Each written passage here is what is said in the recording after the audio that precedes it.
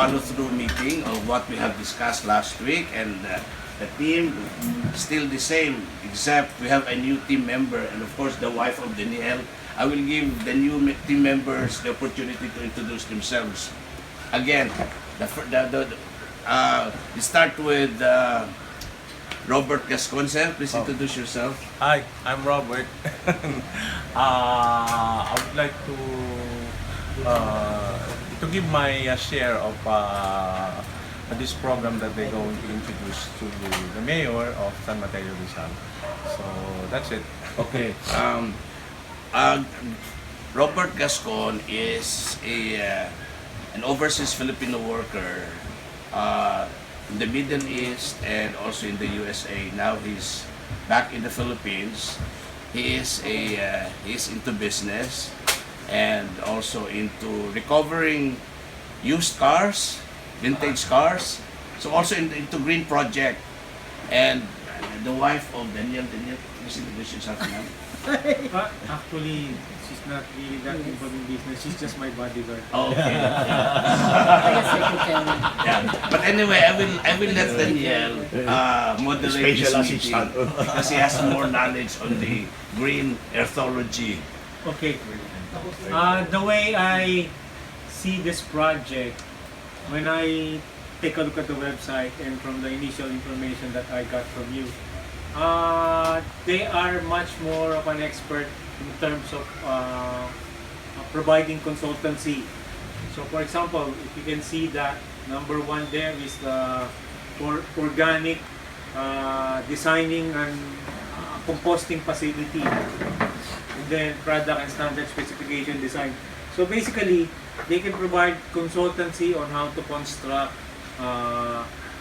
composting facility, how transportation, logistics of transferring the waste, and also food waste fertilizer diversion programs.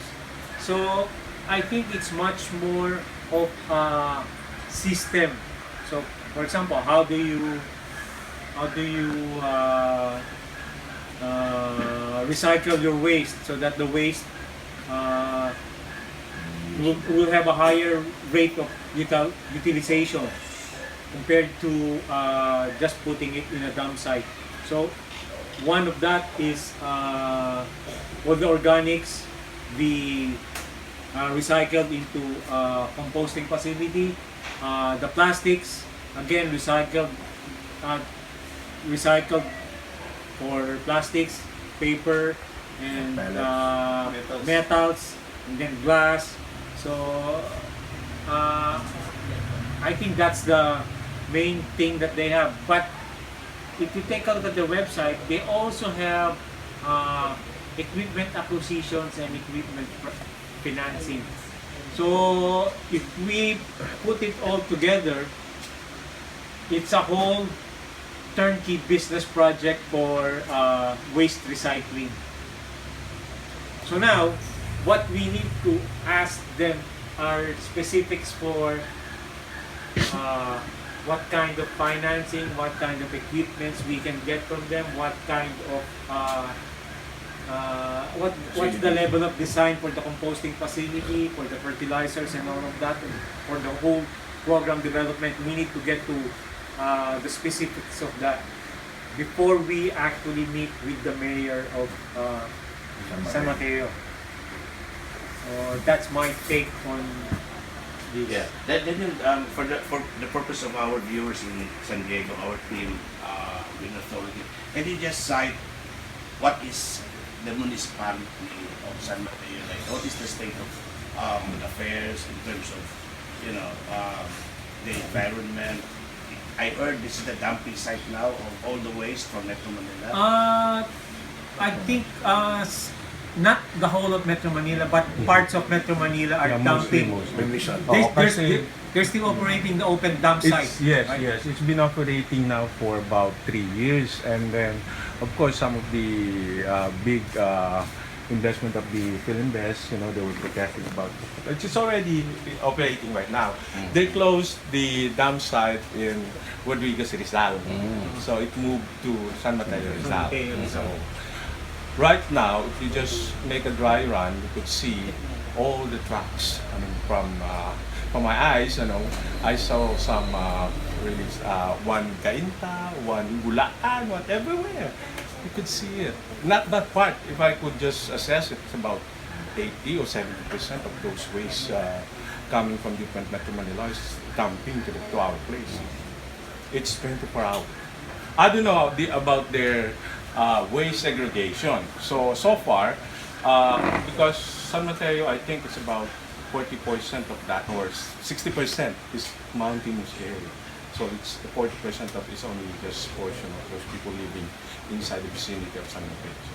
So it's really a big offer by our municipality, by the mayors, to have this kind of Except garbage from other. So because it's been regretted by other provinces or municipalities, so it's only San Mateo is available. Even Actually, there's an order.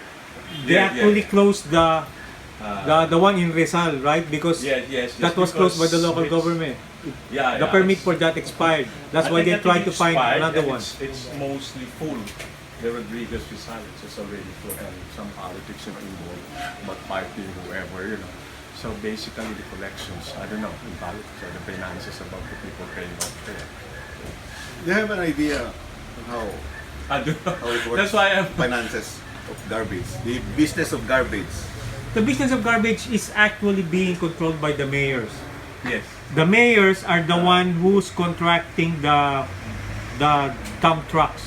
It's like, for example, Quezon City. The budget of Quezon City, I think, is close to about about 2.3 billion per year. In fact, I have a friend from from Rodriguez. So that see. was how Dito it sila, became so Dr. much, It's welcome. Hi. Yeah.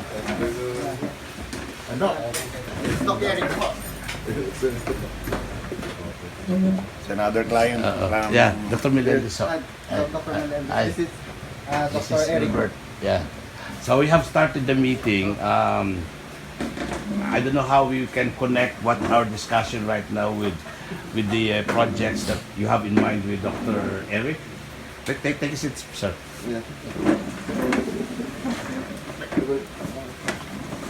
Yeah. We're talking about the scenario of landfills in San Mateo, Rizal, in connection to our partner organization in the U.S., Green Earthology. But briefly, Daniel has more knowledge on this. Can you just explain to our client, Dr. Eric, in brief, the Green Earthology that can benefit? This one is This purpose. company based in the US, had been in operation, correct me if I'm wrong, for about 30 years already. So they are into consultancy business for recycling waste. Not only for papers and plastics and glass and all of the metals, they're also into composting facility for what do you call that? For fertilizers. So they're actually putting structural design and engineering for organic fertilizers. And also they're into equipment acquisitions and equipment financing, organic product development for the farmers. So it's a closed system. They're trying to sell that consultancy, including with equipment financing. So it's a closed system. It's one of the alternatives compared to the waste to energy programs that is being propagated now here in the Philippines. So I guess there's a problem with the waste to energy. correct. The permit, they cannot get permits. Remember last time we talked about the Davao being granted by JICA to by Shinzo Abe to our president, right?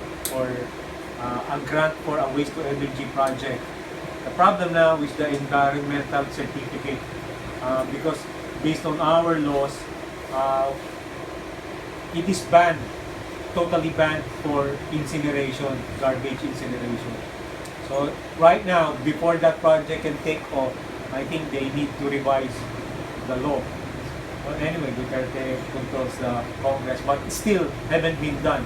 So it's the same problem with Marikina. with Marikina and also in Quezon City with the Manny Pangilinan project in Quezon City. So up to now, not all of those projects are pushing forward. So to give the mayors an alternative, because with regards to our local government, there is a law that prohibits them, gives them a deadline on utilizing open dump system like the ones that we have in San Mateo. There's actually a And limit in fact, for as I that. heard, they just open it hightly or what, or I don't know, because still some of the Just emergency. environment, especially the field invest, they invested a big amount of money over there. It's about few kilometers away from the place. Correct. So I don't know, but politics, they can still operate, they can still, and in fact, as I heard about that, the project, the brother of the mayor, which I happen to be socializing with me, or we put socializing. She's a drunkard. She's out from America also. The mayor said, okay, I'd like you to give you a project. Okay, make this, the one you're introducing is segregation, something like that. What he been doing is, just, keep talking about it, and I don't know. So he just brought me here to. So she is assigning the project to the brother, something like that. So it's a family business plan. In fact, I would like to enter also, some sort. I buy my big truck, and then I just collect, and then I collect the money from the mayor, or something like that. So I don't know, but it's not. Well, my- that's the old scheme where it used to be you that make what money it on was- garbage. yeah, it's the Oh, dump the truck problem is that still makes there. money out of collecting. Actually, the system that they have is not just organized. I mean, Yeah. systematically they don't have this segregation. Yeah, In fact, I've never been It's to a the lot place, but I of heard it. uncomfortable, I heard. I You, heard you don't have to go there. Just smell I it. will. You can smell. You can smell at night. It's been, it's been 3 years, and then I suppose our roads been broken, and then they smell like coming in also. Some, when times coming in the evening. So well, I would like to know more about our new guest, or because last week each one of us introduced ourselves. So and now, if possible, kindly introduce yourself, sir, and Dr. Eric, your background. That way, we will know if we are in the same page, or we need to, So Gilbert, introduce yourself first. Yeah, I'm Gilbert Marquez. I'm into consulting, Okay. basically health consulting. At present, working with WHO as a consultant for healthcare provider network. But it's a short-term engagement. Okay, and Dr. Eric is. Yeah, I'm Eric Montes, the Provincial Health Officer of Surigao del Sur. Nelbert mentioned these projects. We're interested because we are running out of dump sites. Same problem.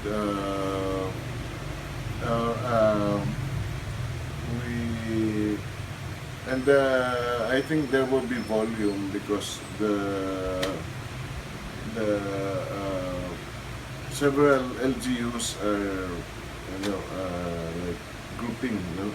They're being grouped into several municipalities per group. Yeah, so that it will have economies of scale, right? Yeah, When they dump. Plus there is that law that the prohibitions with penalties For local governments. That's by, why ano. this is very timely. So we're running out of time, and that's why the governor says, okay, you meet with them, and let's see what the if they can give us the solution to the problem or help us So now, solve with the problem. regards to our audience in the States, with regards to Green Earthology, I just like to give them a primer of the problems that we have with regards to recycling the waste here. Actually, Philippines is a little bit good with regards to recycling plastics, paper, and metals and glass. We're a little bit good with that. The problem is What about biohazardous materials? those are the things that we fail.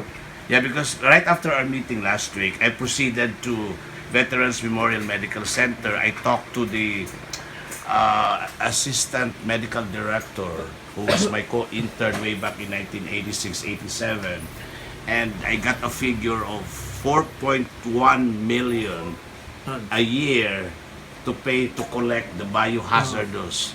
Veterans Memorial They have to spend 4.2 million annually to gather all the biohazardous material. The other are being picked up regularly by the city. Usually, hazardous kasi yun. before the method of disposal is incineration, but it's no longer allowed. It's prohibited by the Clean Air Act.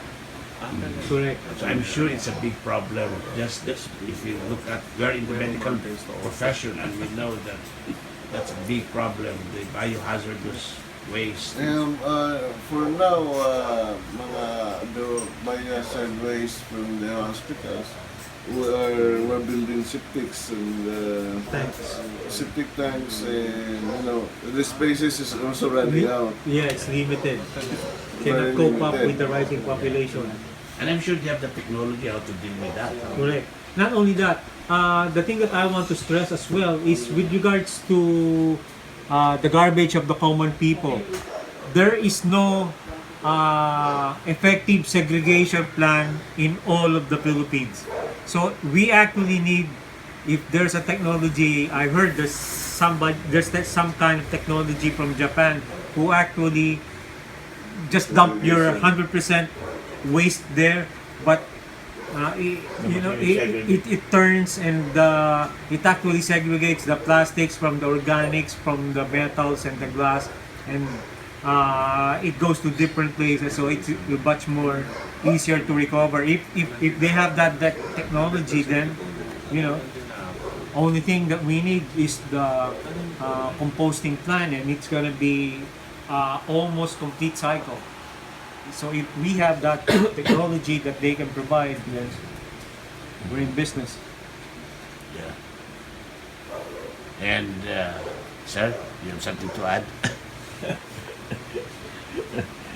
Just listening and then just say something later on. Okay. The way I see it is this one, if you will read it and if you put that thing in one municipality or one province, it's a holistic approach in the business of waste management, right? Correct. Let us not forget that this is just one area, waste management. They are also into organic farming. Remember, when I was talking to Kevin, they're looking into sources of hemp in the Philippines. Hemp. Hemp. And I was telling him the only hemp that I know that's legal here in the Philippines is abaca. Though we have natural farms of marijuana in the mountain province that the government cannot stop because they just grow wild, So It's a pest. yeah, it's the pest. So that's another project that they will open for us if we can provide them with supplies, because I think they're using hemp for different purposes. And it's approved in the States Medical. already. Yeah, yeah. Already approved it. Yeah. So, You can do that. You cannot do that. Illegal. My parents want the marijuana. Well, When the president changes, maybe. no, honestly, I was interviewed at Radio Inquirer about 2 years ago, and I was asked on the issue of the use of marijuana, whether medical or recreational. And I said there was a time that the president mentioned that marijuana is medicine. So I mentioned that. And next week, I hope I will have an audience with Senator Bongo. One of my agenda is to really push for the legalization of the medical use of marijuana. And I think there are other groups here or movements here trying to legalize marijuana for medical use. We start with medical use. Because that's really one, in the U.S., since it's legalized, almost half of the whole United States, right? If they legalize marijuana, it will lessen the garbage. Yeah, exactly. Now the fudge here is the shabu, the meds. If you take meds, nobody eats. That's why there are lots of garbage because the grandma, the parents will cook food. There's a birthday, and then the visitors will take meds, and nobody eats the food. And then they go to waste. So, And then there's a lot of oil. here is I think we should have a movement to push this government to legalize the use of marijuana, especially for medical purposes. Because that's exactly why we need supplies Actually, of hemp, I think, in the US because of that use, medical use. Actually, I think there's a movement here. The association of the guys who have epilepsy. The mothers were. They call themselves compassionate group or something. They're in for medical use of marijuana. Yeah, epilepsy, even cancer, brain cancer, those brain tumors with use of this CBD oil. Studies have shown that it will shrink the size of the tumor, brain tumors, or even other kinds of cancer. I mean, it has been proven in a lot of studies that